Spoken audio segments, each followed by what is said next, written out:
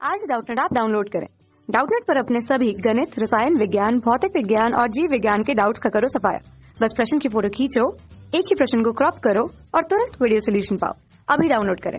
हमारा सवाल है यहाँ पर मेंडल के प्रभावी तथा अप्रभावी लक्षणों से आप क्या समझते हैं। F2 पीढ़ी में उपस्थित प्रभावी तथा अप्रभावी लक्षणों को प्रयुक्त उदाहरण द्वारा समझाइए। तो अगर हम यहाँ पर बात करें सबसे पहले कि मेंडल में प्रभाविता और अप्रभाविता के लक्षण थे वो किस प्रकार से थे, तो हम यहाँ पर कह सकते हैं कि एक लक्षण जो होता है सामान्य रूप से हम यहाँ पर कह सकते हैं कि हमारे पास यहाँ पर जब कोई लक्षण होता है तो उस लक्षण के सामान्य रूप से यहाँ पर जो दो स्वरूप होते हैं। दो स्वरूप का अर्थ हम यहाँ पर कह सकते हैं कि हम यहाँ पर कहेंगे कि सामान्य रूप से जो लक्षण होता है उसके अंतर्गत जैसे हम उदाहरण की यहाँ पर बात करें तो जैसे हम यहाँ पर कह सकते हैं कि अगर हमारे पास में लक्षण यहाँ पर अगर बात करें तो हमारे पास में लक्षण जो है वो यहाँ पर लंबाई है, और लंबाई के दो स्वरूपों की अगर हम यहाँ पर बात करें तो वो हमारे पास में यहाँ पर है। एक तो यहाँ पर जो है पौधे का लंबा होना, तो लंबापन, और दूसरा यहाँ पर जो है बोनापन यानी कि पौधे का छोटा होना। इसी प्रकार से अगर हम दूसरे की बात करें दो लक्षण के अंतर्गत तो हम यहाँ पर कह सकते हैं कि जैसे हमारे पास में यहाँ पर जो है लक्षण है पौधे का रंग, यानी कि हम यहाँ पर कहेंगे कि पादप जो होता है उसमें पुष्प का जो रंग होता है उसकी अगर बात करें तो पुष्प रंग जो होगा अगर उसकी बात करें तो हम यहाँ पर कह सकते हैं कि इसके अंतर्गत अगर हमारे पास में यहाँ पर जो है पुष्प रंग है तो यहाँ पर फिर से हमारे पास में दो लक्षण आ जाएंगे। एक हम कह सकते हैं कि एक जो है पुष्प का रंग वो यहाँ पर सामान्य रूप से पीला होगा, और दूसरा हम यहाँ पर कह सकते हैं कि पुष्प का रंग जो होगा वो सफेद होगा।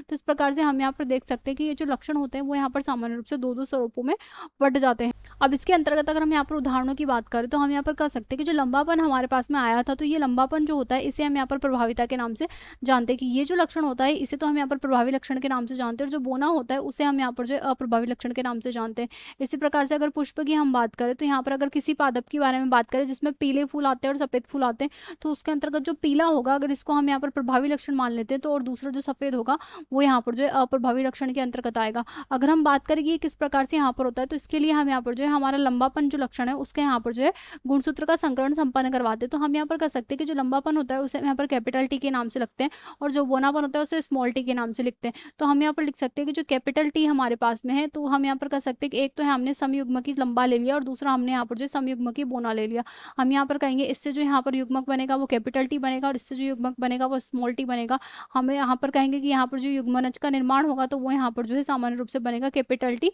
स्मॉल टी दोनों वाला। तो यहाँ पर ये बने हैं। इसकी अगर हम बात करें तो ये जो बना है ये F1 पीढ़ी में यहाँ पर जो है निर्मित हुआ है। F1 पीढ़ी में यहाँ पर जो निर्मित हुआ है उसके अंतर्गत यहाँ पर जो लक्षण आया है इसकी अगर हम बात करें तो ये यहाँ पर जो है लंबा लक्षण आया है। लंबा लक्षण आया है अर्थात हम यहाँ पर कह सकते हैं कि यहाँ पर जो एक लक्षण था लंबापन उसने यहाँ पर बोनेपन को दबा दिया, बोनेपन का नष्ट कर दिया। तो हम यहाँ पर कह सकते हैं कि लंबापन का जो लक्षण था वो प्रभावी था जो कि बोनेपन पर हावी हो गया और उसको यहाँ पर जो है दबा दिया, जिसकी वजह से हमें पादप जो है लंबा प्राप्त हुआ है। इसके पश्चात अगर हम यहाँ पर बात करें कि हम यहाँ पर अगर स्वपरागण की प्रक्रिया करवाएं यानी कि कैपिटल टी स्मॉल टी का कैपिटल टी स्मॉल टी से यहाँ पर संकरण करवाएं तो इसके अंतर्गत यहाँ पर जो दो युग्मकों का निर्माण होगा और इसके अंतर्गत भी यहाँ पर जो दो युग्मकों का निर्माण होगा। अब अगर हम यहाँ पर क्रॉस संपन्न करवाएं तो क्रॉस संपन्न करवाएंगे तो हमारे पास में एक पादप यहाँ पर हम कह सकते हैं कि यहाँ पर समयुग्म की लंबा होगा। इसके पश्चात हम यहाँ पर कह सकते हैं कि कुछ पादप जो होंगे वो यहाँ पर जो मध्यवर्ती लक्षण यानी कि हम यहाँ पर कह सकते हैं कि यहाँ पर जो लंबापन ही प्रदर्शित करेंगे पर जीनोटाइप जो होगा वो भिन्न होगा, और अंतिम रूप से हम यहाँ पर कह सकते हैं कुछ पादप जो होंगे वो पूर्ण रूप से पौने होंगे। तो हम यहाँ पर कह सकते हैं कि अधिक रूप से हमें जो प्राप्त हुआ है उसके अंतर्गत हम यहाँ पर कह सकते हैं कि अधिक जो है वो यहाँ पर लंबेपन को प्रदर्शित कर रहे हैं।